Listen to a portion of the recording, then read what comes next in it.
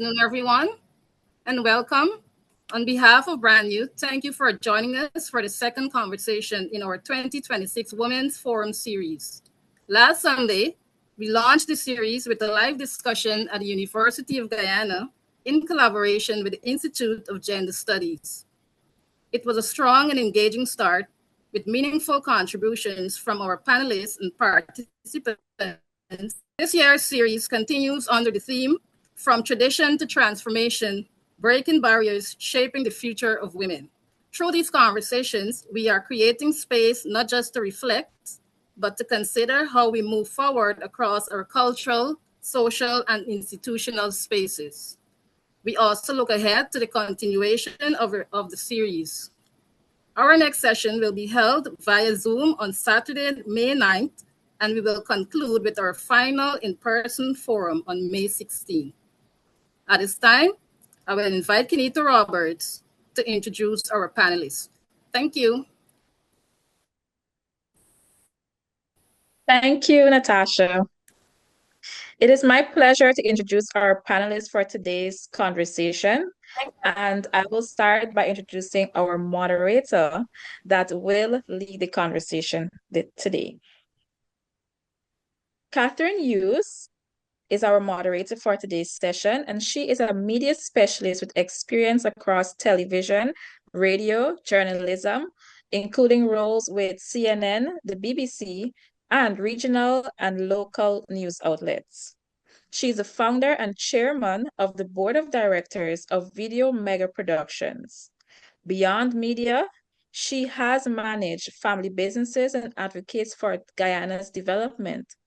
A founding member of key NGOs such as Guyana is First and Women Against Violence Everywhere, WAVE. She has played a pioneering role in public service, serving as Minister of Tourism in 2015 and becoming Guyana's first Minister of Public Telecommunications in 2016.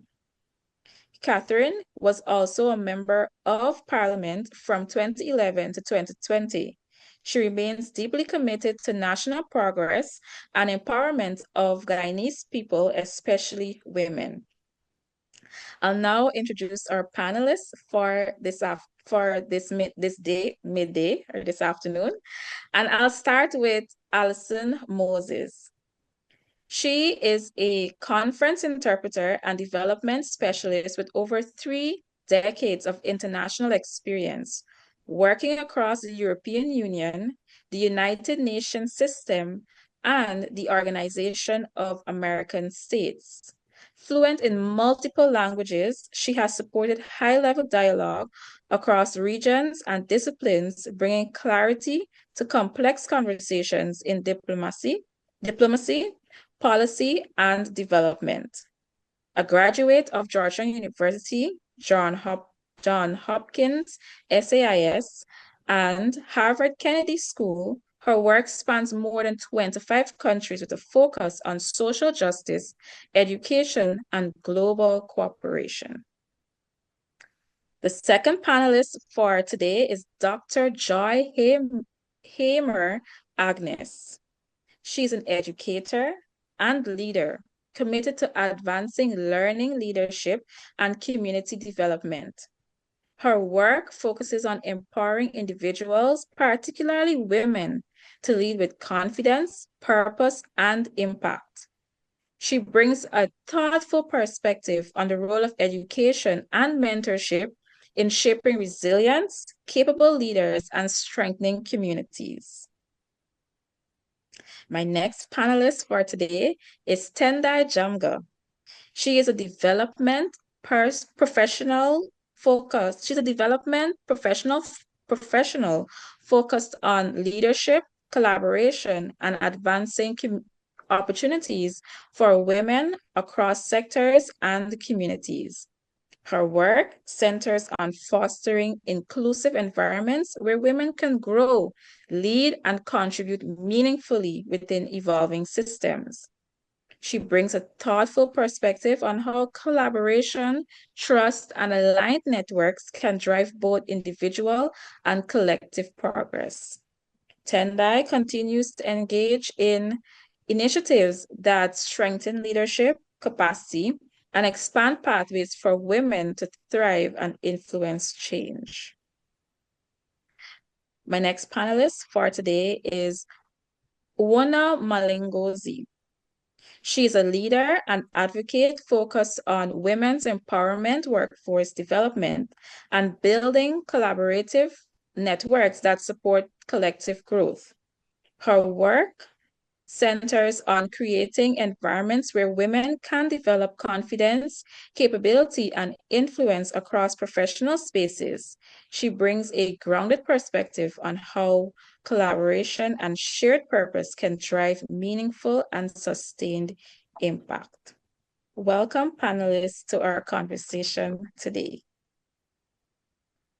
Thank you, Kanita, for that warm introduction. And I want to say that I look forward to this discussion.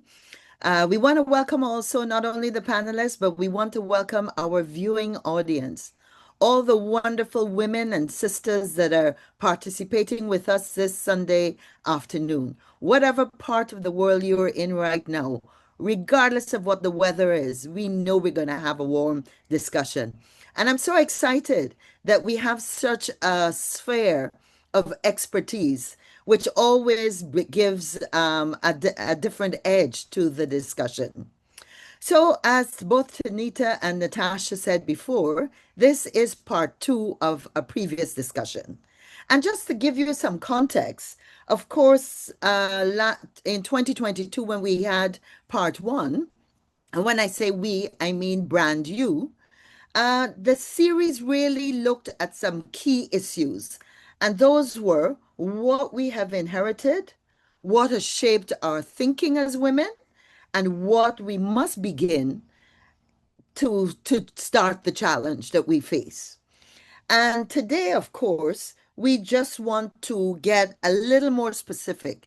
We want to come up with real solutions and suggestions. And so we want to look at what do we want to keep?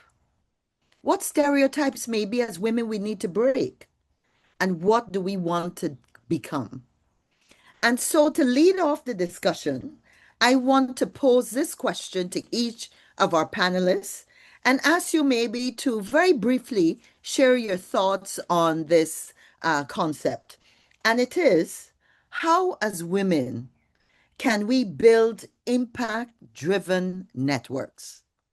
So we know that part of the challenge is that we sometimes are operating in our own little silos, in our own communities, in our own countries. But to really have a broader impact on an international level, we need to be able to network on a global level. So give me some of your thoughts and your ideas. How, as women, can we build impact-driven networks? And I don't want to call on anyone specifically. So shall I just get any one of our panelists to jump off? And Allison, I know I said I wasn't calling on anyone, but I see you ready to go. Thank you. Okay. Thank you very much. Thank you very much for the introduction as well. And first and foremost, it's a pleasure to meet all of you here, albeit online, and hopefully one day I'll meet you in person, God willing, and circumstance willing. So the idea here is, yes, you heard that I was a conference interpreter, and indeed I am. I do still work, mostly at the OAS, and I speak 4 languages absolutely and totally fluently, I'm happy to say. So clearly, when it comes to networking, networking is not just getting together with people over a cocktail and exchanging your information on a phone. Networking is actually undergirded by communication. And communication for me means not just speaking more languages. And by the way, it's never too late to learn. If you don't speak anything else other than English, we're on an English speaking panel today. I'm used to being on panels mostly in Portuguese and Brazil, frankly. And that said, when we are able to communicate, certainly in more than one language, not just in our own language, we are able then to get a window into the people with whom we would like to network. And it's important. It is important because that window, it has a different worldview, possibly, precisely because of a different history and different experience that goes along with the language, right?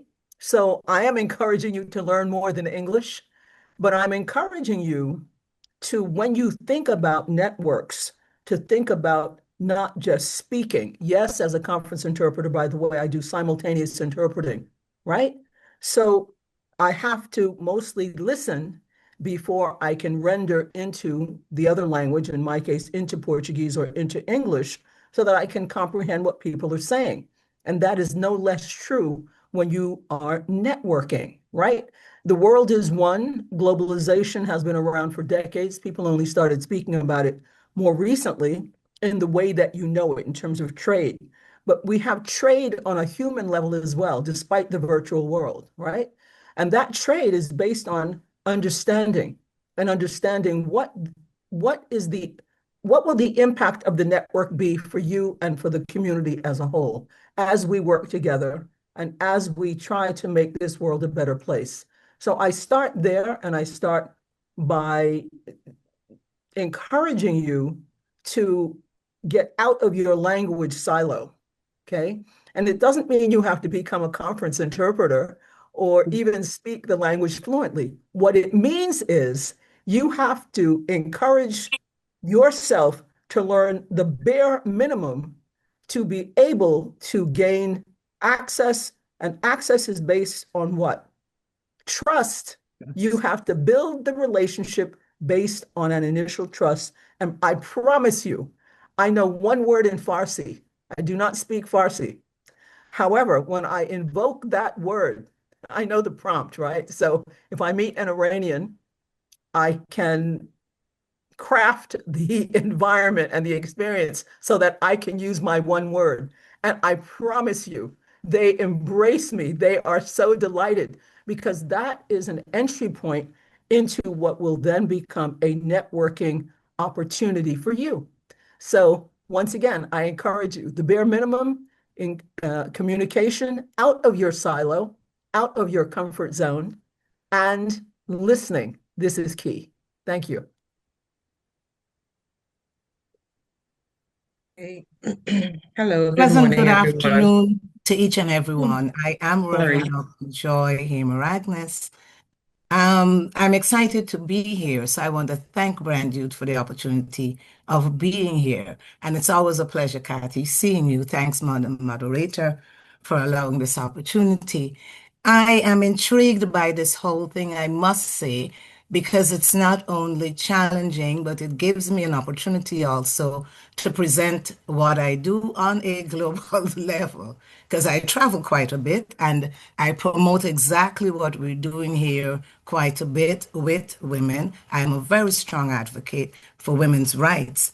Now, when we are going to talk about strategic planning and getting into that phase of women, we first have to tell ourselves, or ask ourselves rather, what are we bringing to the table? What is it you want people to know about what we're intending to do? Now, picture this.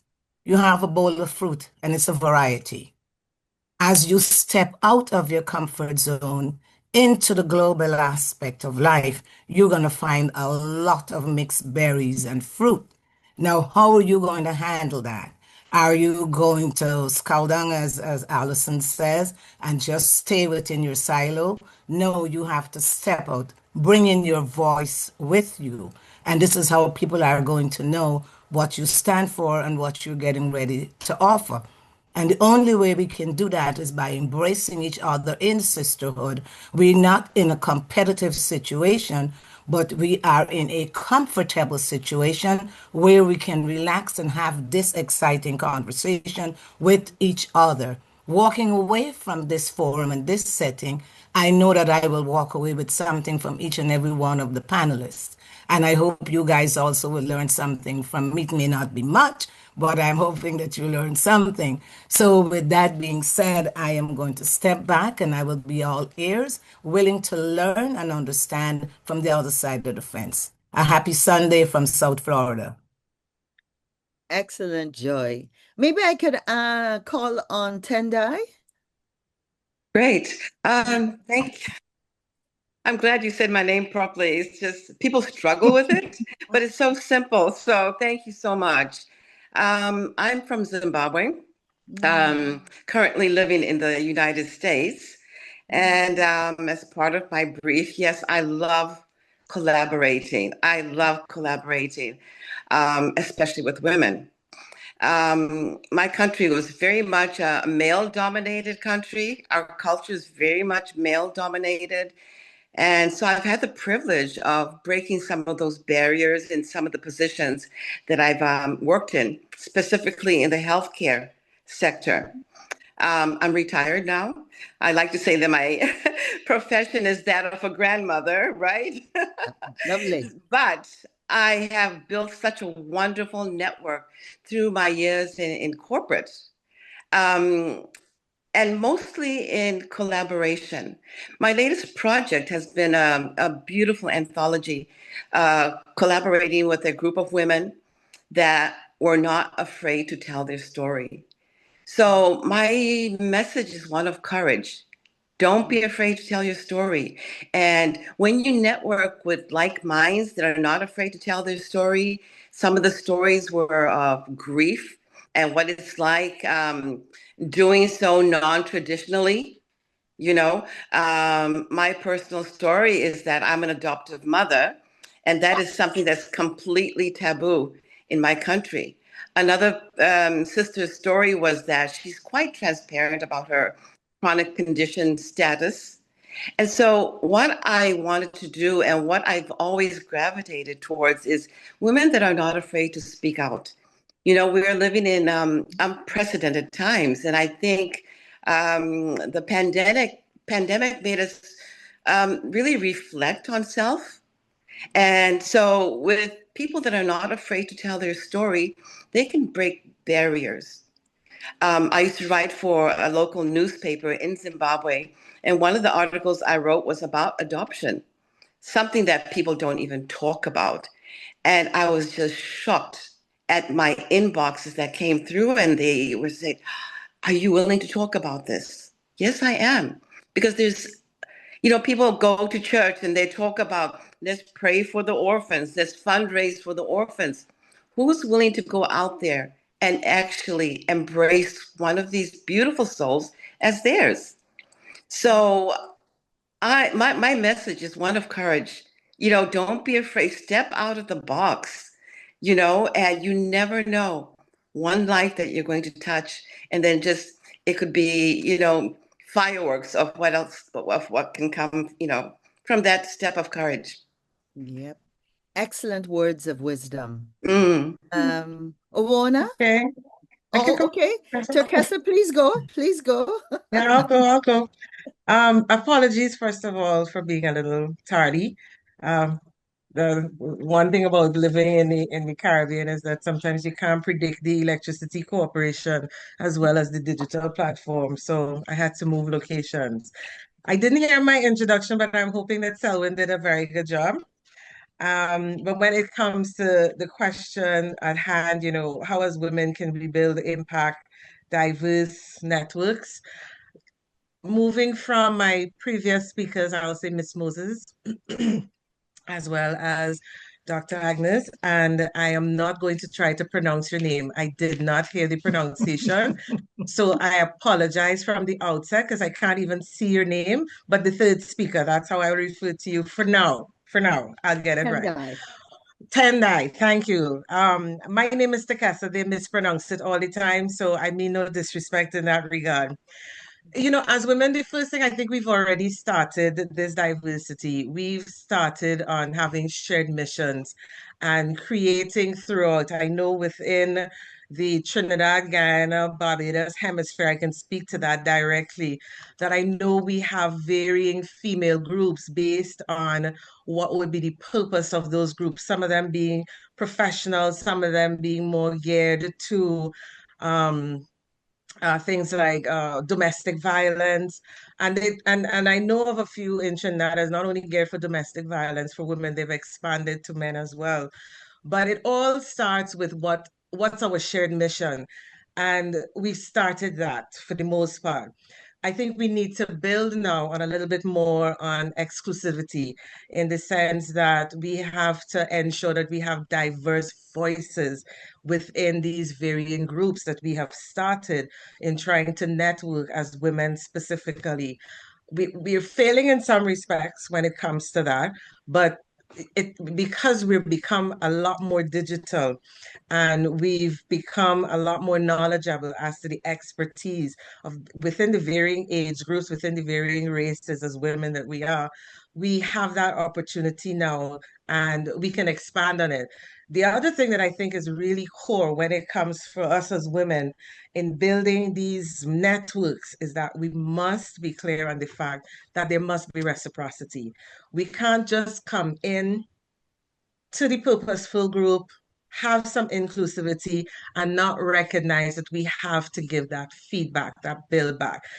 We have to encourage our members as we build these communities that as much as we receive, we must put back in with resources, with mentorship, especially because we live in an era. Reverend, I understand that you're in the States. I don't know what your background is with respect to where you have come from.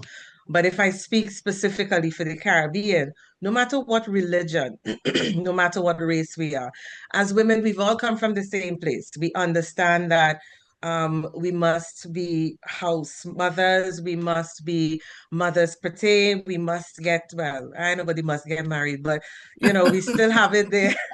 We still have it there where, marriage is essential, and out from marriage, of course, you must have children. Encapsulated with all of that, my generation, and I can't remember if it's Gen X or what, I get confused with it. The children born in the 70s, somebody could help me with the generation. We were pushed by our mothers who would have been professional women to encapsulate that background, yes, but we had the extra burden of being a professional woman and recognizing that with that, you have to be successful in that sphere. What our mothers weren't able to teach us was how do we encapsulate all of that and be successful and have that support. Being impact driven as a sisterhood, we're now at the stage where we now have to show the next generation of women that yes, biblically, if I can take it there, with all due respect to everybody on the platform, we do have a role as women to play if we look at it from the biblical standpoint, and we can't run from that. We've seen the pitfalls in society when the women have not been able to sustain that role, as well as fill the gap with the professionalism and be successful in whatever sphere that you want to be in. I'm an attorney as a profession, and I always tell every young female attorney, especially coming out there, that this is a jealous environment. No matter what type of law you're looking to do, you're always studying, you always have to be on the edge of understanding what's the next precedent, how you apply it. And how do you do that as well as be the dutiful wife, as well as be the dutiful mother? Because as women, we have time frames. I mean, we have to be practical. Our bodies are not changing, so we can't have children in our 40s and believe that it would be the same impact as if we had children in our 20s. And by the time we get to our 40s, if our parents are still living and we have a husband, I mean, all due respect to any men who are on the platform, at that time frame, they start to be children too. When we then have to take care of our parents who become children at that juncture, Shakespeare in his play As You Like It, Act 2, Scene 7, I always quote it because it's apt. He talks about the 7 stages of life. And we get to that stage where we're going back into childhood, whether we would like to or not. It's inevitable. It's where we are. So as women, when we build these platforms, depending on the professions, depending on the age group that we're at, we have to understand what is the shared mission. We have to recognize that depending on the platform that we as women choose to be a part of, we have to understand the level of inclusivity that is required. And more importantly, we have to also, that third step, we have to give that reciprocity, because as women, we are very diverse. I will take it from the 20s, come right down to death, because we're continuously changing. Our roles are continuously changing, whether it would be from a particular professional standpoint, and or even, if you've decided to do the school, because some of us do it. We go to school, we get up to the masters, but we change our minds and we say, let's deal with the family first.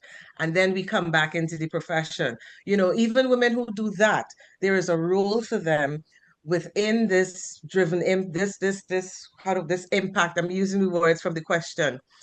This impact driven network that you decide to be a part of.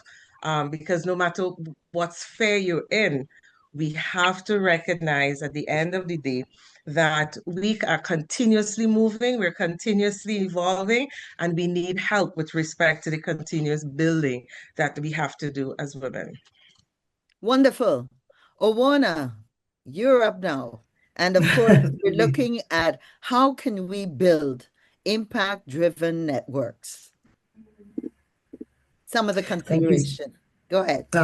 Thank you so much, Kathy, and good afternoon to everyone, evening on my side. I am calling in from Cape Town. So my current role is in impact. So I'm currently an impact specialist, specifically working with small businesses in marginalized or underserved communities, and trying to build that gap between sort of really large industrial corporate and NGOs that work with small businesses in these areas. What I have found to be fundamental in the change in how I engage with creating impact-driven and impact-founded networks is that my foundational move when I meet people is actual relationship. It's actual connection. And I think perhaps something that we erroneously did previously was move into networking like men, or, in this sort of capital mindset or this progress mindset. How are we going to partner? How are we going to move forward together? The danger of that in a space where we're so multidimensional is that however I first meet you might erroneously give me an idea of who you are that is incomplete, or give me a picture of you that stops only in the version of yourself that I'm seeing in the moment that I meet you. And as women, we hold too many hats and sit in too many seats to rely on the first version of the person that we meet. And so mine has always been to enter the room and to go, how do I get to know Alison? And how do I build a relationship with Alison in a way that means she knows me and I know her? Because culture is the foundational strength in any relationship. And so when I'm meeting Alison and Alison trusts me, relationships are built on trust. I will not get into business with, and I will not spend my money in a place or in a business of a person I do not trust, a person I do not think is reliable, and a person that I do not trust to do the right thing.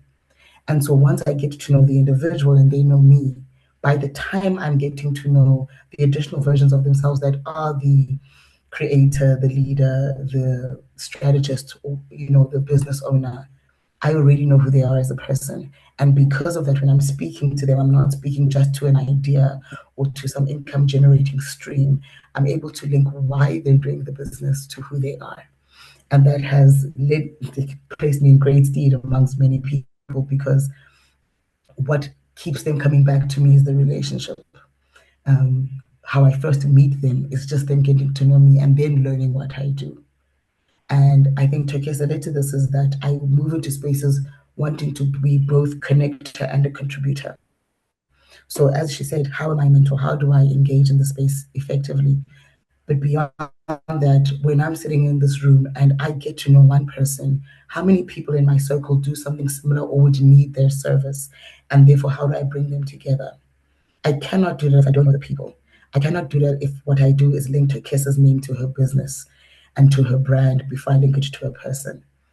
And I need to be able to understand the entire spectrum of a person in order to engage with them at every possible level. And so while it is my daily job currently, my foundation for creating impact-driven networks is to meet people. And having met people and understood who they are, then what do you do? How do you shop in the world? How do you generate capital? How do you create streams of income? And then how do I help you? Where are you going to help me? And more importantly, who do I know that can feed into your network as well? And what that does, then it creates a circle of influence and it creates a circle of impact because I've created multiple relationships, not just linked to businesses and income generation. Excellent. A lot of depth to the discussions. And Owina, you raise an interesting point in terms of investing, not just in the scale of the relationship or in scale in terms of how many relationships you have in building these networks, but it's so important to have depth to the relationship. And I think that really is what defines us as women, working towards creating that depth, not the superficial, hi, how are you, and think we could take it from there. So, one of the things I think, when we look at all the contributions from our excellent panelists, we really reiterate the fact that as women, there are genuine, general threads that we can all support, identify with. Of course, we spoke about family, we spoke about women, children, we spoke about family in whatever context it's adoptive parents, the nuclear, the unusual family, all of those, including, of course, our communities, are areas and a foundation on which we can build a strategy. Now, community, I think, is very important, meaning that we're talking about moving our agenda from not just your small community in Zimbabwe, Guyana, where I'm at, South Africa, but being able to leverage it on a global level, which can give us more success, but most importantly, I think more support. So, can I ask you to consider what are some of the deliverables we can, or suggestions we can give to anyone watching this program that might be in a small women's network? Is there merit in them looking globally, forming regional networks in whatever the aspect might be? Networking on an international basis so you can tie into support ideas, training, funding. Give me some of your thoughts on how an individual, a community, a group of beautiful women move forward and make an impact. And again, anyone that's willing to jump in on that. Okay, so Good. I truly appreciate all the comments that have been made and thank everybody for stepping up and making those comments.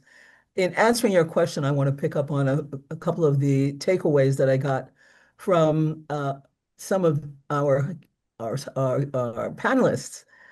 One, I loved what Tendai said about, let me see, I wrote it down here, like-minded people.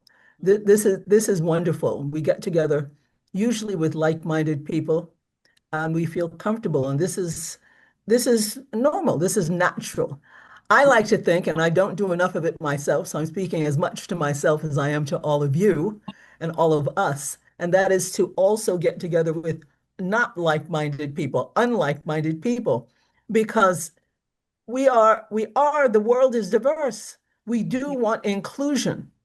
And it is not, in my opinion, about who is right or who is wrong. It is about understanding. And from understanding, we can cull maybe a kind of critical mass of whatever that is going to be so that we can move ahead and make this world a better place. And now picking up on what Owona, I hope I'm pronouncing your name properly. It's not, networking is hydra-headed. Just the word alone has a lot of different tentacles.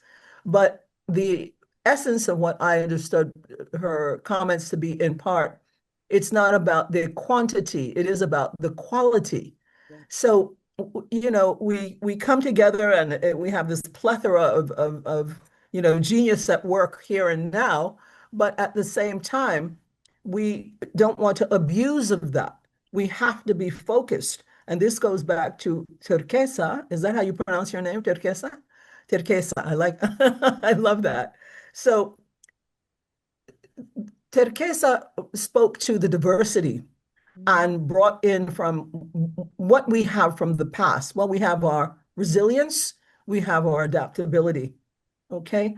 And so when we put those things, we have our resourcefulness as well, by the way.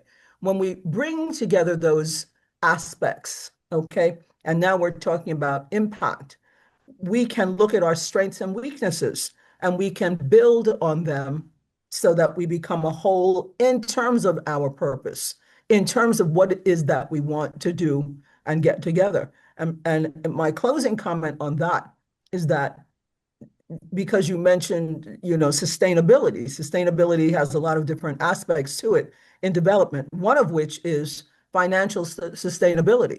So if we are not targeted in what we want to do, if we are not purposeful in what we want to do, it will never be sustainable. And I tell you from my own personal experience, some in the Caribbean, some in Brazil, some in Africa, many things failed because they were not sustainable. So when we build our network, we have to inject into our purpose, or what the Japanese call ikigai. We have to build in sustainability and a way to keep that sustainability going by not just following up with ourselves all the time, communication, but following up on what it is we're going to do over time. I won't get into where that leads. It could lead to scalability, but that's a different issue altogether. Great. Any other comments? Any other comments on? I will. Yes. I will go after because I want to add. Please go. To exactly. I'm not seeing anybody. I don't know what I pressed, but hopefully you can hear me. Yes, I want Hearing to you add loud and clear. specifically.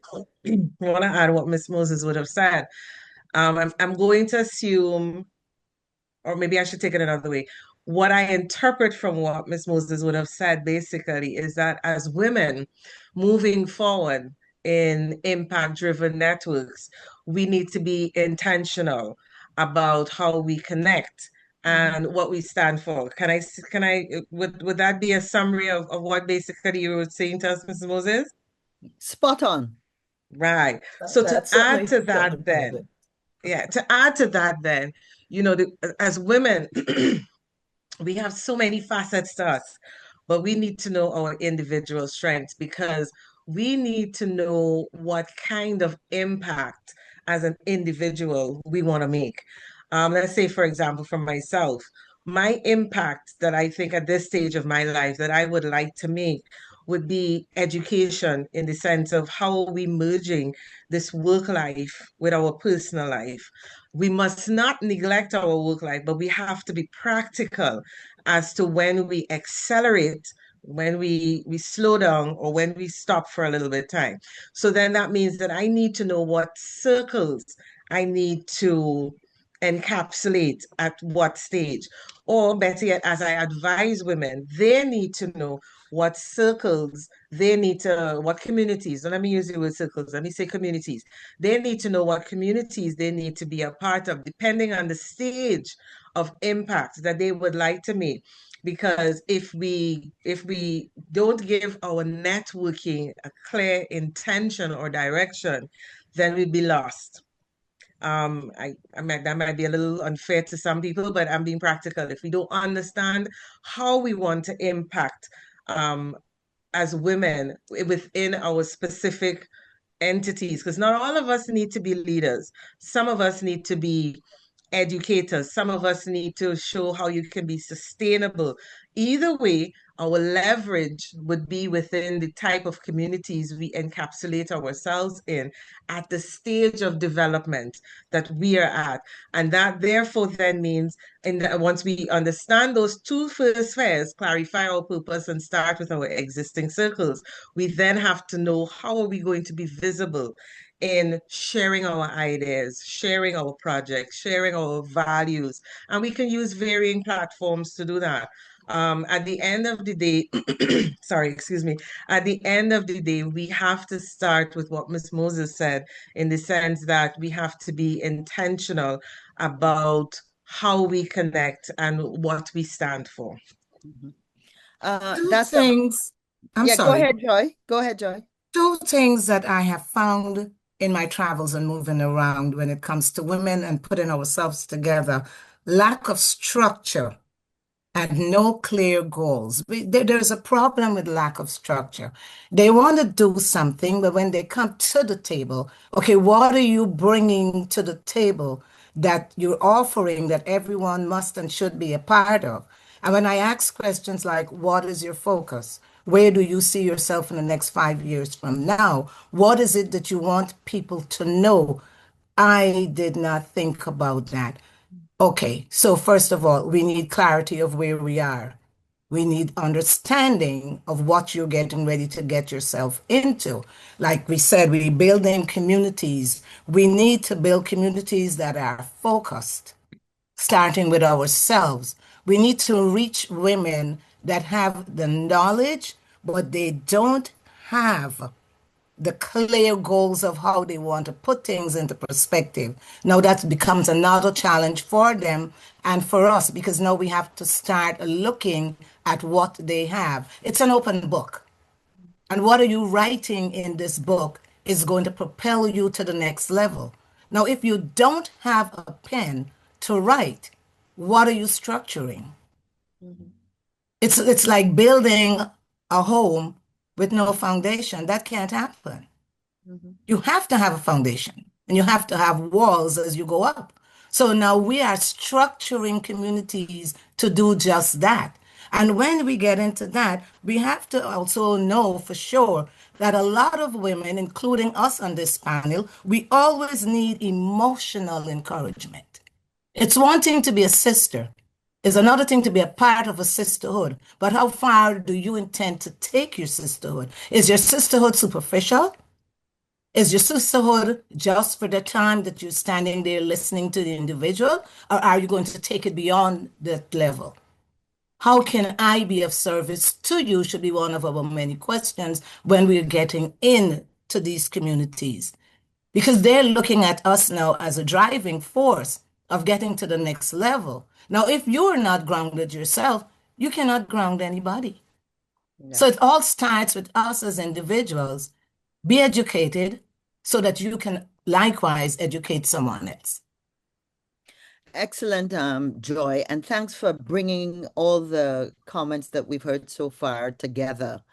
I think it's just innate. We started off talking about the various roles women tend to play, whether it is as a mother, as a wife, as a partner, as a medical advisor, a business person, whatever it is.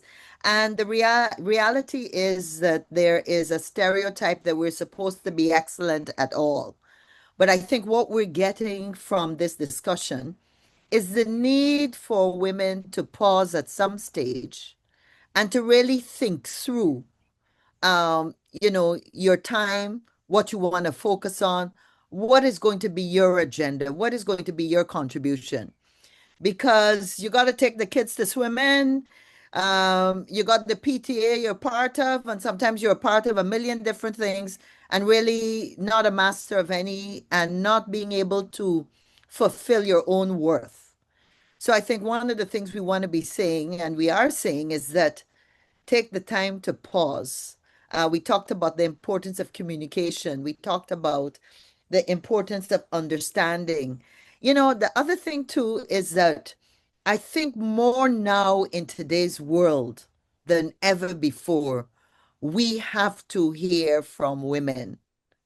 And we've made tremendous strides over the last how many decades. But there's so much intolerance. There's so much, just look at the amount of wars we have that's taking place right now. I think women have that unique ability as a group to transcend so many of the differences that are being elevated and to come to a place where we can all work together for moving ourselves, our families, our countries forward.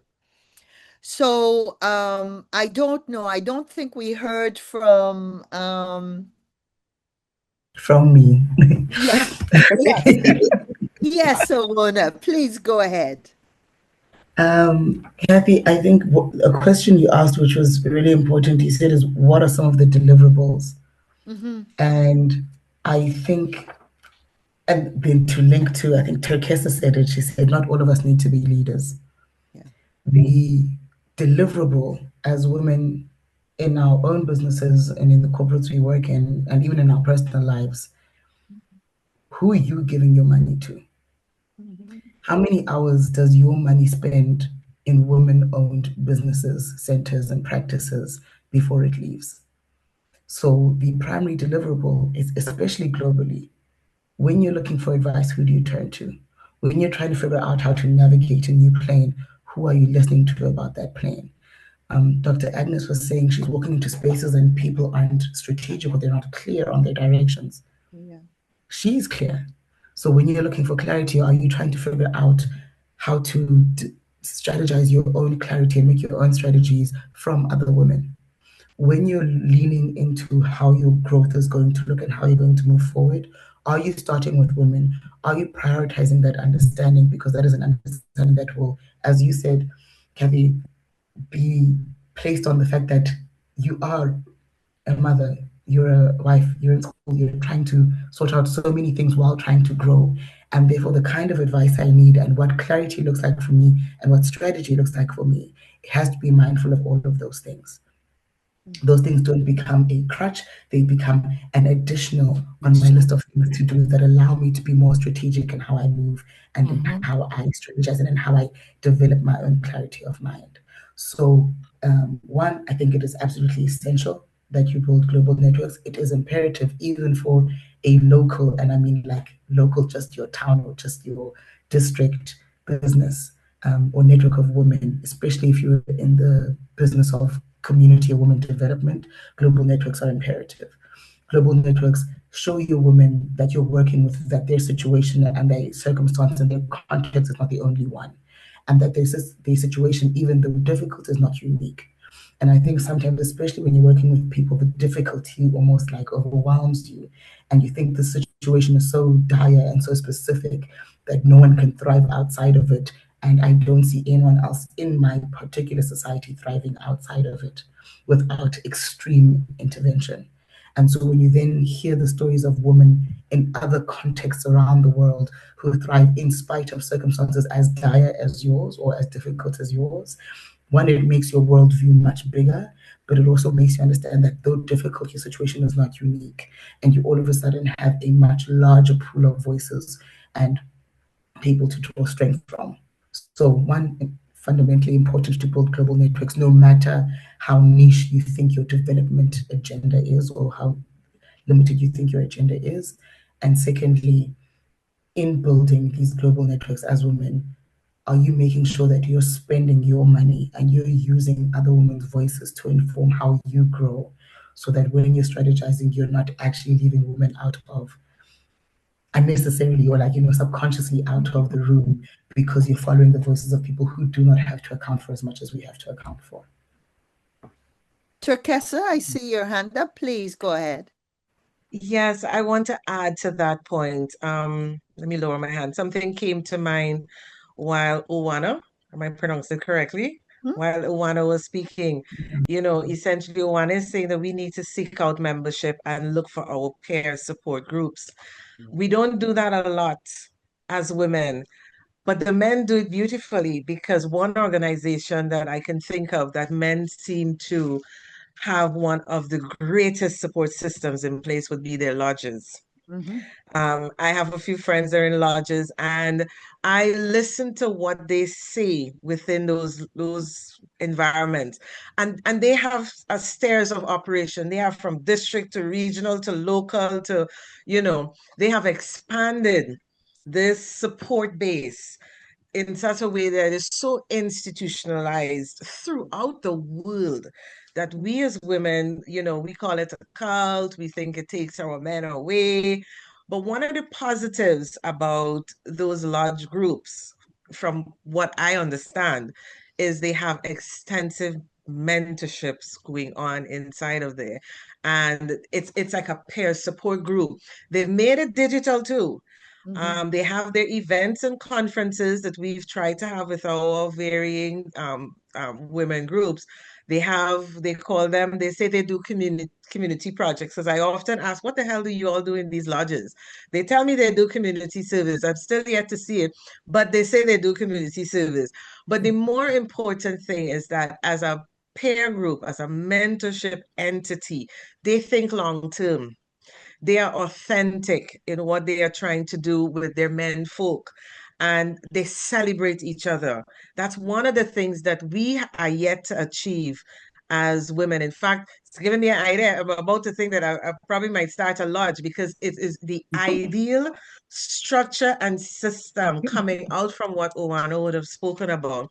We all have the same idea that as women, we need to make sure we mentor and we have that peer group, but we haven't developed that structure as yet for us to do it, not just on a local basis, but on an international basis. So we have the advantage of the digital era at this juncture that we can start it. We just need to start. And that's my comment. That's an excellent segue into, I wanted to raise the impact of technology. And you're so right with the lodge example. I mean, they wear a pin and they're walking through an airport, and if somebody else spots it and is a lodge member, a one-on-one network immediately starts there. So definitely, I think one of the advantages we have at this time is the technology. And the fact that just we are networking, we've got on this small panel women from many centers of this world. So let's share some thoughts and maybe some recommendations, suggestions as to how we can use this technology to connect better. And I know I want to throw out, for example, that you've got Caribbean women's groups. We see every now and again something pop up about some virtual meeting or some virtual training program. And I'm not sure if you, as panelists, want to suggest that those are the kinds of networks that we take that extra hour and participate in.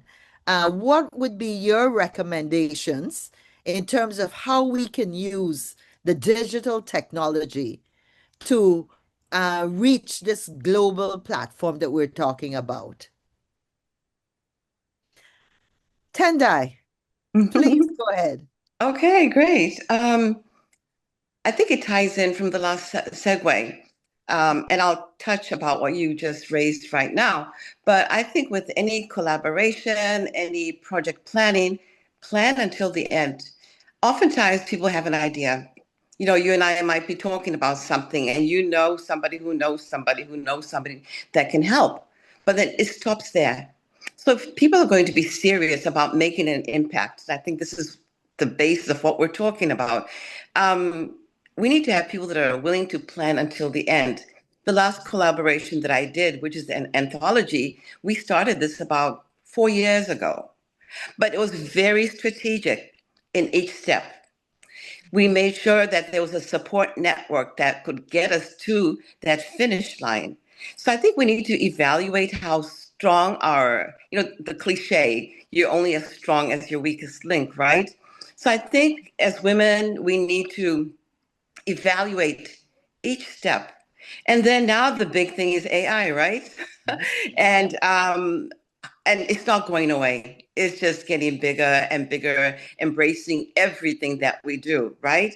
So I think right now we need to be looking at what can AI do to leverage us to get to the end goal. Mhm. And I think one of the sisters talked about we're never, the sister with the languages, the four languages, I loved it. We're never too old to learn, Yeah. right? So this is something, a platform that can be used that other people are using. Those men that my sister talked about in the lodges, you better believe that they are using AI to make sure that they are properly linked. That communication is. Are you on a WhatsApp platform? Are you on TikTok? Are you on the various things that, some of us when we grew up we didn't have any of that.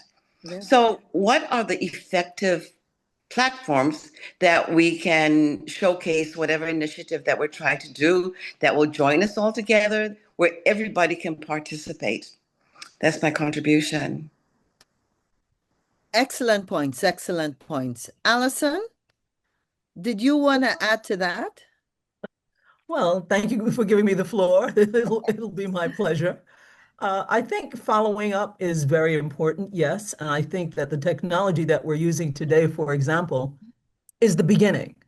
I think it's excellent to have the technology for introductions, but because I did not grow up with this technology, I use it widely myself, as I say, even at work. We have virtual meetings and virtual panelists and so on and so forth, but it's only the beginning because I still believe in the human element. Mhm. Now, when I say the human element, even though, in the last chapter in my book, I spoke about AI being used for interpreting. It won't happen in my lifetime. It's being used in the private sector. It's not being used necessarily in the international arena because the international arena is still bringing people, human beings together. So one of my recommendations, and it might be a little bit of a meaty recommendation because it does require resources, but it's to have a gathering like this and to follow it up with an in-person gathering insofar as possible. That solidifies what begins here. That's point one in terms of the technology. Technology for me is using not only the new, but the new and the old together.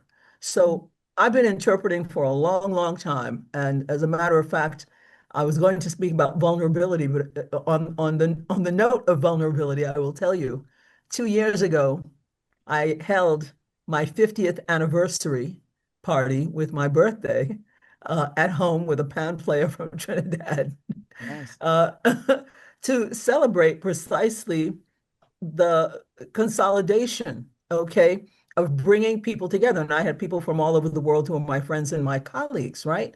So that's one thing. But talking about the old and the new, every meeting that I do is followed up with still writing. Somebody writes a report or somebody writes some kind of very short synthesis and summary of whatever it is that we're talking about in black and white, in book form, right? People still do read, even though many people still read online.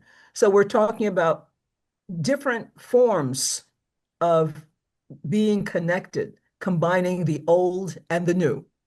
I truly believe that giving younger generations access to more than one spoke in the wheel is important. So communication has many forms. Yes, it is verbal, but it is also written, and people can take advantage I believe, in all of that. As a recommendation, as a follow-up to this particular group that I'm honored to be on, and I thank you for inviting me, is to, yes, try and organize, if only regionally, Yeah. something in person to solidify and to encourage what I call being vulnerable. What it means is somebody mentioned, I think Turkisa mentioned the emotional support that we need. Well, in my opinion, this can never be done virtually. And therein lies the rub of having AI for interpreting. You will never, I don't want to say never, let me back up. Thus far, AI cannot capture the emotion of an angry ambassador that I have to interpret. I can do that because I'm human and I can feel his pain or his frustration or whatever the case may be. And I think that when we get together and we have that human interaction and we enjoy the energy of the human interaction, then we're moving forward because we can only hope that we have an impact. And by the way, my take on impact is not that I go in with the intention of necessarily having an impact. It is not for me to say what my impact on you is. You might say, oh, Miss Moses, wow, that was really impactful, and tell me how. I'm not going in necessarily, I'm going in to share. And once again, sharing for me, because I am a baby boomer after all, and I have learned all of this technology and incorporated it into my own life and use it at work, but it's human sharing.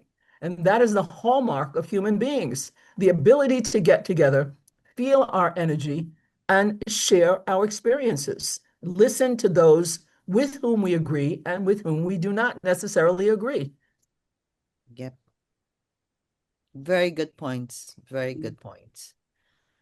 Any other comments? Oh, actually, I should pause and just remind any of our viewers or participants on this discussion. We're excited to have you with us. And certainly, if you want to ask any questions to any of the panelists, please post it in the chat. And we'll be happy to try and answer those questions for you. So it's open to all the participants, whether you're on the panel or not. And good. So as I said that, I see a quick comment coming up. It's important for, and this is from Gail, it's important for women to be more selfless and to appreciate each other's persona without our deep-seated jealousies and resentments and our lack of support for each other. Lots of work to be done. Absolutely. I think that's a given. And in terms of the lots of work to be done, what we've been saying, just in case some of our participants might have joined us, is that at a local community level, at a family level, at a regional level, we want to make a commitment to be more strategic. One, I love, as we were talking about the impact of technology and especially digital technology. Alison mentioned, of course, AI, which is so important in today's world. And that's where, we have, if we use the technology, assistance in using and developing that strategy that goes not just from starting off now, but projecting where it could end up. We use AI for that. But again, as Alison has just reminded us, there's nothing like the human touch. And we feel it when we go to a conference. We can do the digital, but the day we meet up at a regional conference and somebody says something that identifies with me and I go and I hug her after, there's a connection there. There's a strong connection there because I thought I was alone, but guess what? There's another woman in another part of the world, way behind wherever, and we have the same issues and we support each other. Good. So, Turkesa. I think you're mute, Turkesa. Yeah, sorry. You actually gave a comment on a point of which I wanted to address which came from Gail. As women, we often speak about the lack of support that as women we give to each other. But I would like to say, on the other hand, that as a woman, I have received, yes, you have your naysayers, but I have received tremendous support from my elders, my mother, my aunts. I have friends, I have a practical aspect of things. I went with my first self to have a child at 46.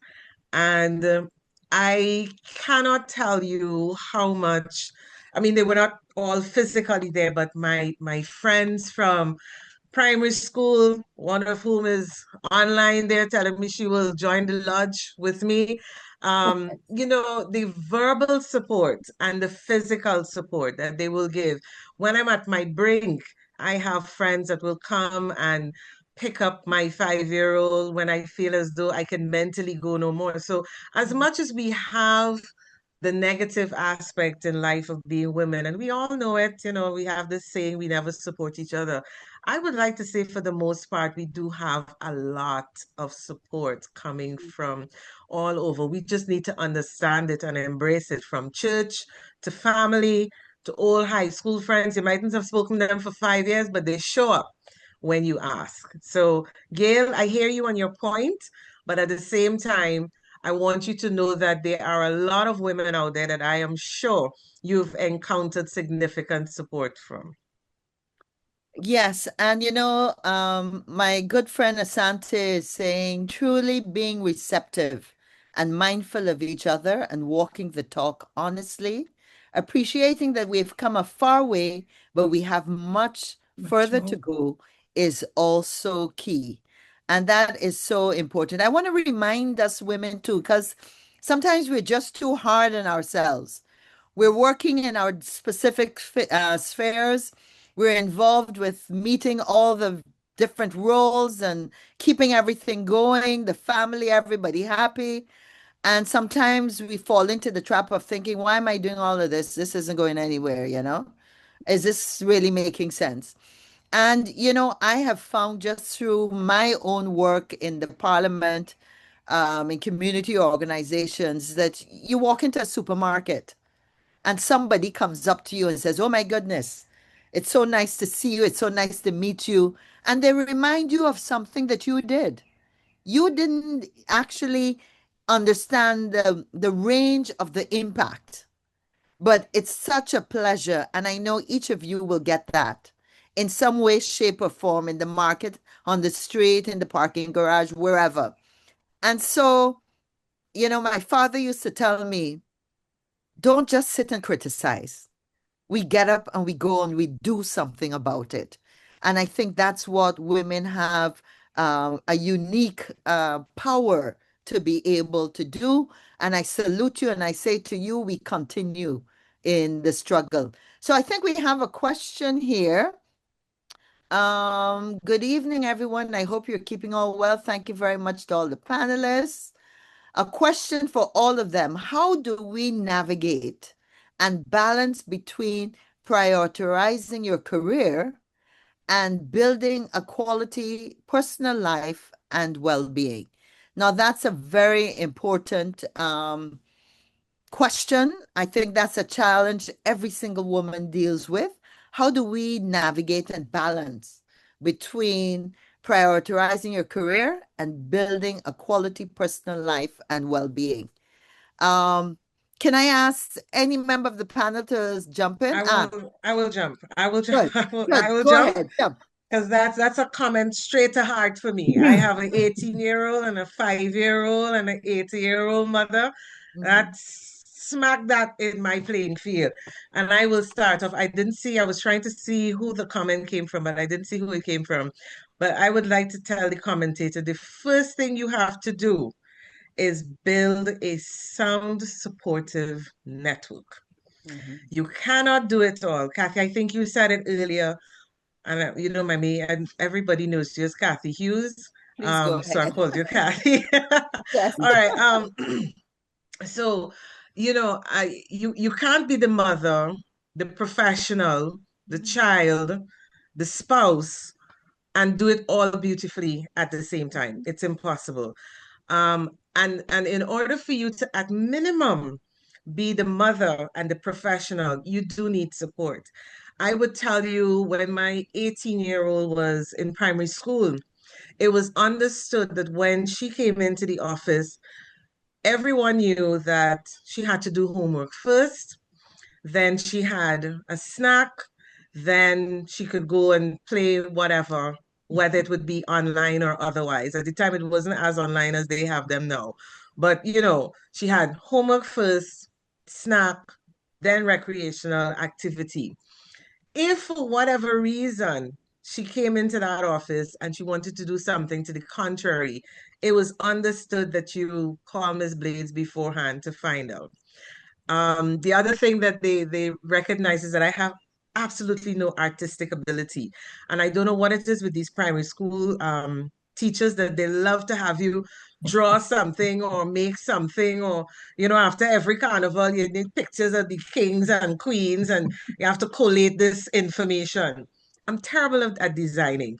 So I will gather the information, and the staff also knew that Miss Blaze was terrible at art. They will take all the pictures and they would support me by helping her get through that project. And that's just one support base. My mom is now, God rest her soul, I don't know how long again, but she will be with me. But she's 80. She's a strong 80, verbally as well as otherwise. And she always says to me, I will support you with cooking. That's how I will support you. And that's vital, because as a nurse, boy, I tell you, we must have, there is not a meal in this house that doesn't go with vegetables, protein, carbohydrates. We don't have white bread in this house. We barely have white flour. And I mean, up to this morning, making bake, she will pass, she will throw in some chia seeds. It's annoying to some of us, but I understand the support that she's providing for us. And that helps me to come here on this platform and do this session with you guys. It helps me to go out there in the working world and have the time to do what's required within my profession. So whoever was the commentator, I will tell you the first thing you need to do is have a strong support base. Yep. That is, and I see Jillian saying, we all need our village as women. That is so true. And I think most importantly, too, we need to be honest with our support base. Sometimes we may be at a low point, not being able to cope for whatever reason, whatever situation we're dealing with. But we put on this facade that I'm going to look like Wonder Woman regardless. And I found that it's just better to be able to say, look, I'm so sorry, you caught me at a really bad time. If it's not too important, can we discuss this in the morning? Can I call you then? Just because you need that space at that point in time. And if you don't make that kind of decision, then the response is totally different. The anger and frustration comes out unintentionally. So we need to be honest with our support base. Okay. Somebody's audio is on. Yeah. Yafet, if we could mute Chauncey's audio. And Chauncey, please put a question in our chat. We'd love to answer your question. And let me go back to the panel. We've been talking about managing all these roles. We've mentioned about ensuring that we focus, design a strategy. We measure communication. We spoke about how important it is, measuring impact. What are some of the other comments any of our panelists would like to make?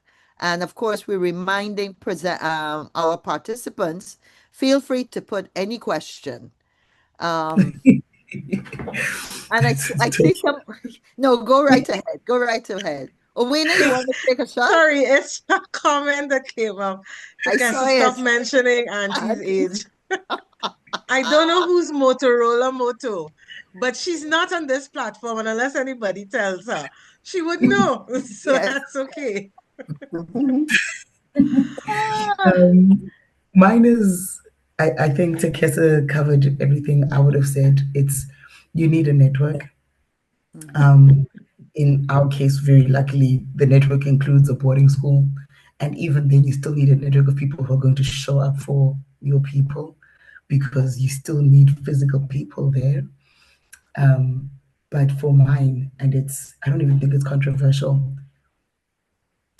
men move like they're so much better than they are. And often women move like they're so much worse than they are. And there is a confidence that needs to be so inbuilt into you that people think twice before questioning you. I always say, I will It was my father's thing. My father said, you will be the first person to clap for yourself, and you'll be the first person to tell yourself you look good, and you'll be the first person to tell the world that you're incredible, and then they can follow. And I think that confidence, that surety in and of yourself, it is how you bring yourself into a room, it's how you present yourself. And I could say nothing, but if I said it well, you would think I was trustworthy. You'd be willing to keep listening to me. And we don't give ourselves enough credit. I think primarily to that. We need to give ourselves so much more credit than we currently are. As a baseline, everything else is going to come into the fold. We need to build the networks. We need to spend our money. We need to develop ourselves. We need certainty in our strategy. We also just need to be so much more confident in who we are so that we step into these rooms with an ease that makes people sit up and stand up and listen when we speak. Yep. And that's again a very important point, and I want to take the need for confidence into the financial world, because we learn to negotiate in family and the personalities, but yet in the financial world, if we are an employee, quite often we're not going to stand up and say, guess what, I've been doing this job for the last 3 years. My colleagues who happen to be male have gotten increases. Can we have a conversation on my future here? And, the increase in numeration that is necessary. I always tell the story of a very long time ago when I got out of university and was working in Jamaica as a production assistant and then as a producer for about 6 months. And it was both myself and a male colleague. And after 3 months, he got a promotion to be and was paid as a producer. And little Kathy was still doing the producer work, but was collecting the production assistant salary. And it took me a good year before I said, please, can I have a meeting with, human resource and my manager? And it was so funny because my manager said to me, Kathy, what are you going to do with all this extra money? You're a woman, you don't have a family yet. Thankfully, that was over 40 years ago. So hopefully it does not apply today. But it's just to re-emphasize the fact, ladies, that we have to be bold enough to stand up, as we've heard in this discussion, and say, excuse me, I think you've forgotten me. Let's have a discussion on the finances. So very important. And I see Tendai, and then we'll go to Allison. So Tendai, go right ahead. Sure. I told you I'm a grandmother, and that is my biggest flex in life right now, right? Lovely. And so the Congrats. message is that we, especially when I give advice and I counsel younger women, respect time. We need to respect time. Um, it's not always going to be there for us. My sister talked about having an 80-year-old mother that's still, quite active. Some people have lost their parents, and you keep thinking, I'm going to do this when I retire. I'm going to do this when. Sometimes we don't have that time. And it's just a conversation that we need to have with self. I'm fortunate that I've had a lot of time to think since I retired. And regrets, of course. Of course, there have been some regrets. But what I'm trying to do is correct them. And I always think about the whole Nike slogan, just do it. So I've always loved to paint. I'm just doing it. I've always loved to, reading I've always done, writing I've always done. But I want to write a book. I want to contribute to a book. Now is the time. I'm just saying, I'm in my late 60s, right? And time is meaning, I keep saying I'm in my sunset years, right? And as you're looking towards your sunset years, towards the horizon, the colors start to fade. And that's the same with all of the projects that we're initiating. At some point, you know what? You're going to say, I wish I had done this. I wish I had reached out. I could have made more of an impact here. I was so busy living my life as a corporate person and traveling the world. There are gaps in your life. And now is the time to fulfill them if you can. Don't wait till you're like me, but respect each and every day because there's something impactful that we can leave with our followers. If people are influencers, for example, that's such a big thing, right? Everybody wants to be an influencer, and we can be in our own sphere as long as it's productive. But my big takeaway is respect time. That's and I know we're going to Allison in a moment, but just to add to that respect time, I think it's also important as a woman, as an individual, to give yourself that time that is just you. You know, whether it is that 1 hour early in the morning, if that's when you want to have that time, and you let it be known that please don't call me at 6 o'clock in the morning because between 6 and 7, I'm doing my exercises, I'm doing my reflections. It's my time to take a little walk, whatever it is, morning, night, Sundays, Saturdays, in the evening, whatever. Give yourself that time for you to renourish your soul and to be able to continue. And most importantly, not feel guilty about it. Mm, So, very true. Allison, over to you. Then I'll go And after then Alice. Agnes. Great. I like that part about not feel guilty about it. Yeah. And Tendai, listen, you're only in your 60s. You're a young woman. Okay. Thank you. You're a young woman. You're still a young woman. So Right. where I am, which is a young woman as well, but not as young as you, I would like to believe and try every day to live the present moment. It's important that in our self-discovery, yes, we have to think about the future. And my mother used to say, proper prior planning prevents problems. It became a tongue twister. But it's true. We want to think about the future, but we want to think about now as well, because the future isn't promised. We don't know what's coming tomorrow, right? So you have to act on the opportunities that are given to you today. After this panel, I'm going to be meeting with a young man from a bookstore. It'll be a moment to talk about his future, frankly, because that's why he's asked me to meet up with him. And I, on my end, will talk about getting my book into his bookstore, okay, or the bookstore in which he works. But barring that, I wanted to go back to Catherine's experience of 40 years ago and her shyness or her lack of self-confidence to speak up when it came to her salary rise or recognition in that company, in that opportunity.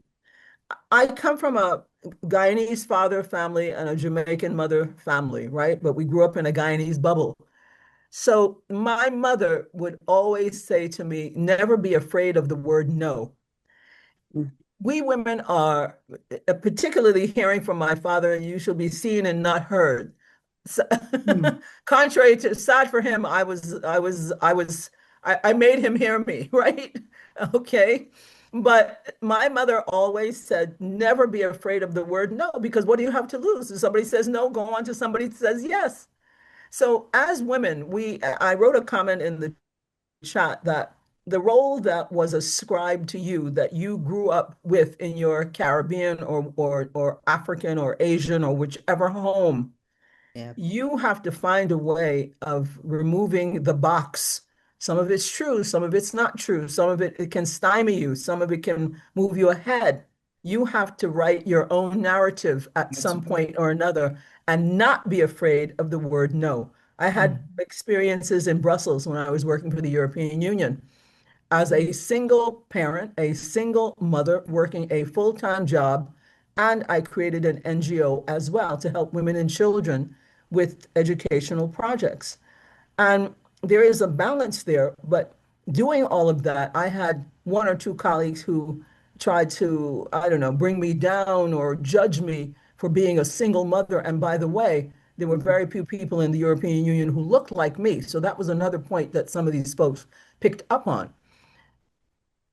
I wrote my own narrative, and that's when I learned. I don't have to lie. You don't have to lie. You tell your narrative. You draw on your strengths. For those who will listen, fine. But never be afraid. Never be afraid to create your story of who you are and how you are going to move ahead. Because frankly, whether you know it or not, you've been subjected to that all your life as women. So we have to get out of those boxes that we have been put into and create your own sphere of influence. Somebody said we're all influencers, and I believe that to be true.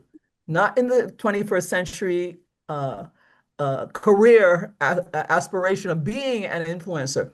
We're all influencers in some form or fashion. Excellent words of wisdom. Joy, you You were know, gonna. Mahatma Gandhi once said, be the change you want to see. When I became a widow at the age of 30, I didn't know if I was coming or going. I was in med school and I had to come out because here I am now, a mother of two boys and trying to make it. And I'm starting off with this to say, even though we're here and we have families and we're connected, there comes a time in your life when you're on your own. There comes a time when you have to sit down and really navigate yourself and your perspective as to which way you want to go. There are a lot of single parents and a lot of single households. They could be men and they can be women. What I'm actually doing right now with a group that I have formed like about a year ago, and it's only for single parents. It's called Parents Without Partners. And I am trying to push them into that direction of letting them know, yes, you can be whatever you want to be. Dedication, number one, having a voice, number two, and number three, get into the habit of speaking. A lot of women are closed-lipped.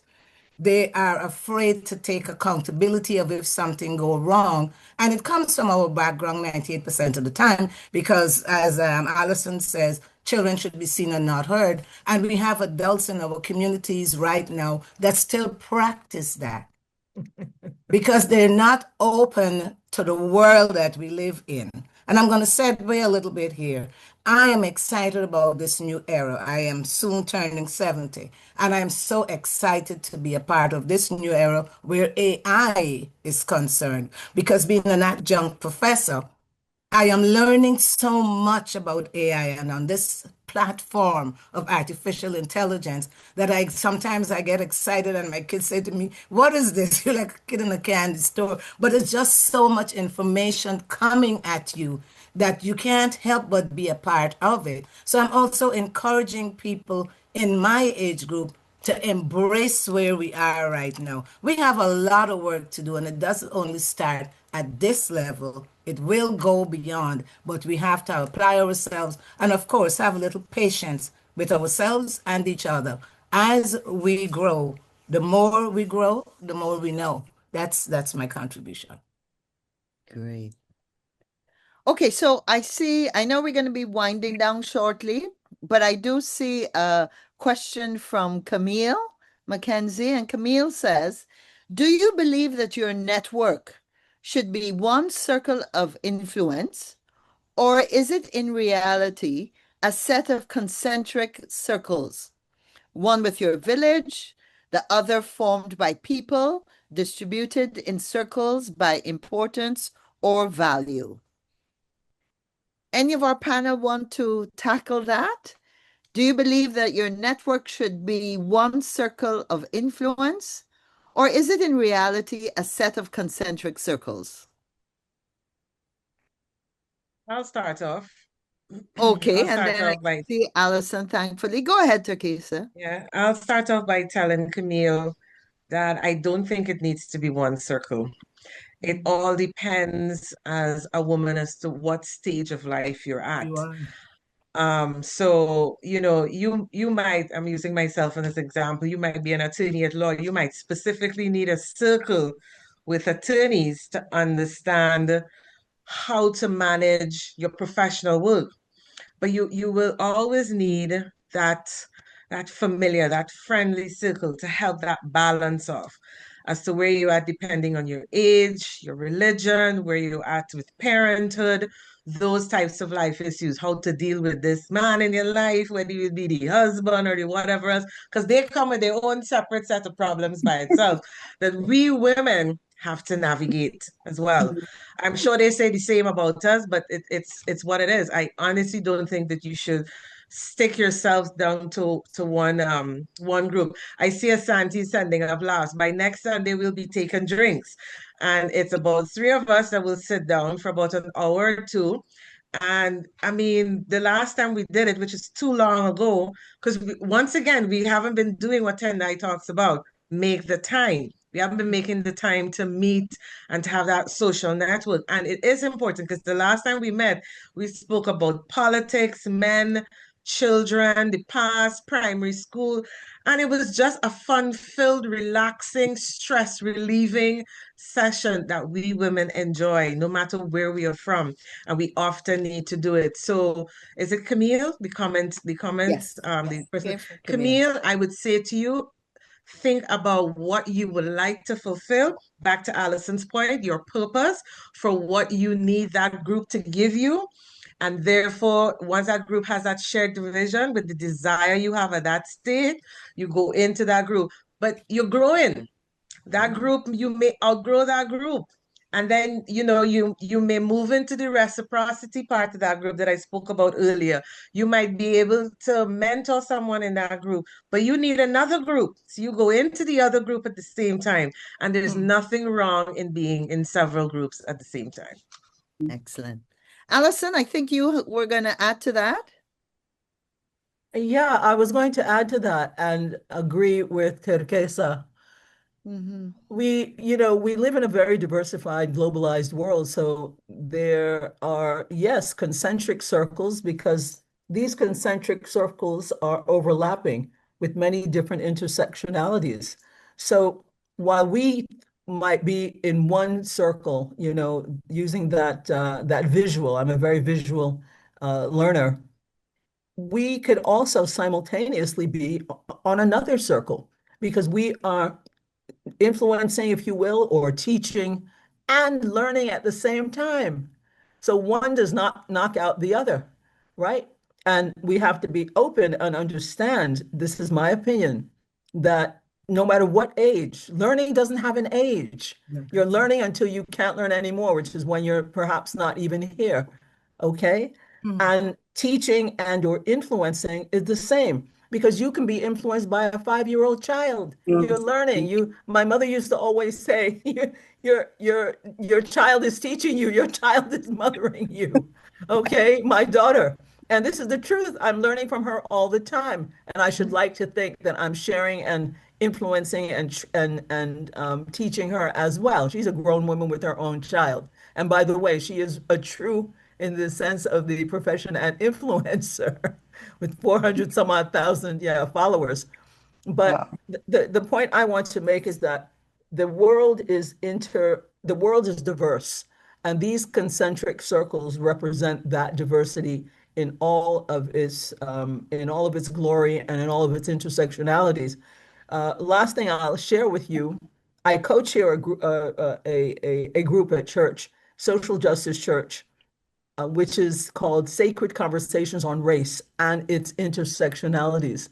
So we try to have a diverse group of people with intersecting ideas. We may or may not agree, but we are all connected by those 6 degrees. Let's remember that.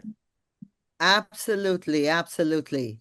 So I really, as we are coming to a close, I definitely want to just quickly remind us of a few points, especially in terms of for the persons that have joined us, maybe not since the start. So we started off by asking, how can women build impact-driven networks internationally? And we've had comments and information regarding, communication, the fact that we need to ensure that women's voices are still heard. We talked about anchoring the network based on a shared purpose and an impact agenda.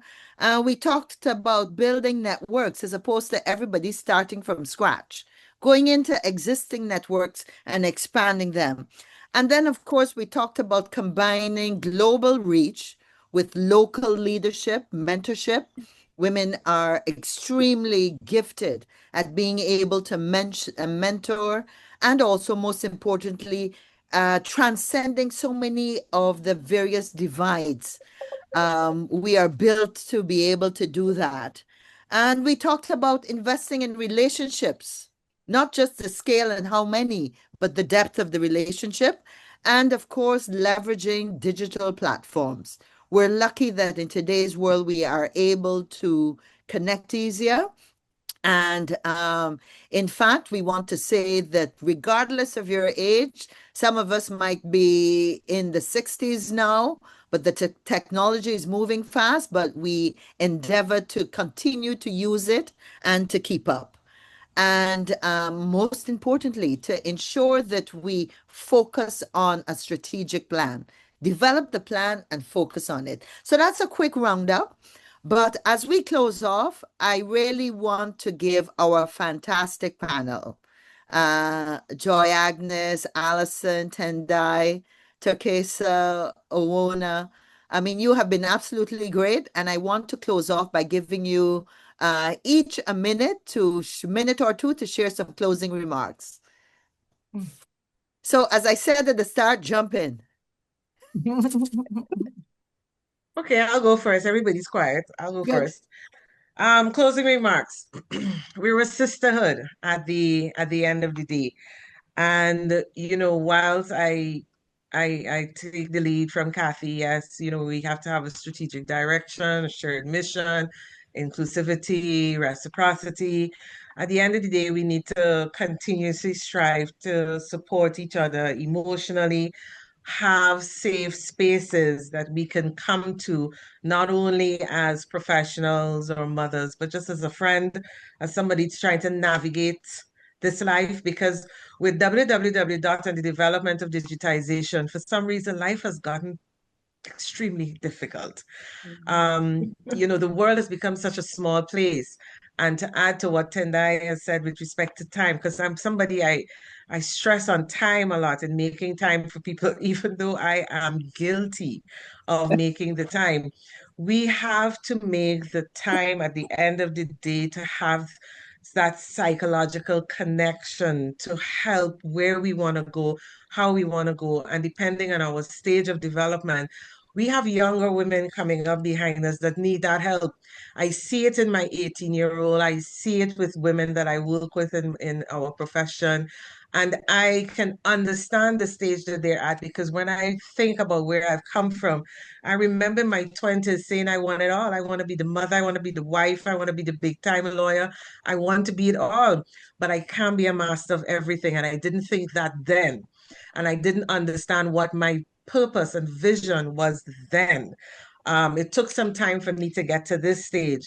And as older women, we now have to help our daughters, our nieces, and our friends, our colleagues who are younger than us, steer them and help them to understand this is what is going to happen to you as a woman through life, depending on the path that you take. And just for a moment, sit and listen to them. Help them develop their own mission, help them to understand as a sisterhood, as we continue as this program says, the sisterhood to strategy, help them develop their strategy. Because for a lot of us, a friend of mine told me we're from the Gen X generation. My Gen X generation women did not have the help of strategy. We were supposed to get into the profession, build from the motherhood. But now we need to take it the next step and help the next generation understand that there's a strategy to this thing and it can be done. It can be done effectively. And this is how it can be done. So thank you for having me. Excellent. Thank you. My Joyce, go my ahead. wrap up and my take on this is we're talking about sisterhood and putting things together and making it happen. The first thing we have to do in the sisterhood community is be supportive to each other. Give a listening ear to each other. All of our sisters are not prolific. They're going to come with things that you may not understand, but sit and listen and try to break it down. You never know what a powerhouse that individual is if you walk away and shut it down. Because I've had many experiences in situations like that, that people you think may be closed-lipped, but when you get into them and really start finding out their wants and their cares and their concerns, you'll be surprised to know how much they can offer and bring to a table. So I really do appreciate being here today on this platform. I have learned so much from each and every one of the other panelists. And thank you so much, Brand Youth, for having me. And of course, Kathy, it's a pleasure seeing you as always. Thank you, each and every one. Thank you. Allison? Yes, thank you very much. Well, first and foremost, I want to thank my friend Samantha for actually putting my name in the mix, and then Selwyn for being in contact with me, and everybody here on the panel from whom I've really learned a lot and very carefully listened to. In closing, I will go back to my opening comments about the power of communication. And first of all, we should be communicating with ourselves.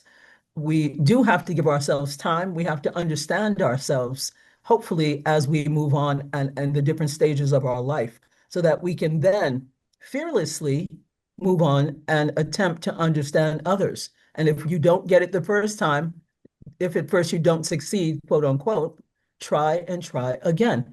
Because as a sisterhood, we can only support each other when we look and we see and we look inside each other, because we've already looked inside of ourselves without fear. That's being vulnerable.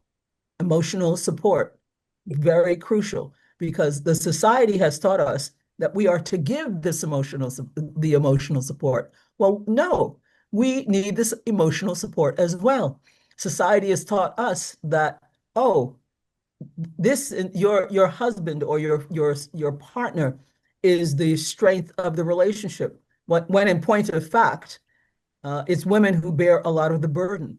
But we have to also be in a position to share the burden, okay? And share the burden amongst ourselves, but in our macro framework, which is this, and in our micro framework, in our personal, professional life as well. And this is done, and I'll close on this note, through communication. In English or in any other language that I speak, I have found that this is the way to build strong relationships. Thank you. Thank you for having me. Excellent, excellent. Tendai. Yes. In the beginning, I did mention that I'm from Zimbabwe, right? And the world will describe Zimbabwe as being landlocked. Okay. But I've heard it described as a country that is land linked. Okay. We're linked to Zambia, Mozambique, Botswana, South Africa. And my encouragement is to look to see where you're linked, because where you're linked, don't worry about what the world is describing you as. Where you're linked is where your breakthrough is going to be. So I want to say to my friend Selwyn, thank you so much. Because of him, I'm now linked to all these beautiful sisters that are on this the platform today. So I just want to say thank you, and it was a pleasure meeting everybody today. Excellent, thank you. Owana. So it's me. First of all, thank you so much to Brand Youth for calling on me again and again. I really appreciate it. Thank you to Selwyn. What I said before, in that you make relationships with people and it will build your network for you, is a clear example of how I'm in this room in the first place. The question was, how do women move from support to structure, from conversation to coordination, and from presence to impact? And it's something that Dr. Agnes said, you pause and you wait and you strategize and you figure out what you want to do, how you want to do it, and then just start moving in that way. You're going to be able to do everything you want to do. You're not going to be able to do it all at once. And you're definitely not going to be able to move from an idea in your head to a structured growth, progress, development oriented goal without that in your life.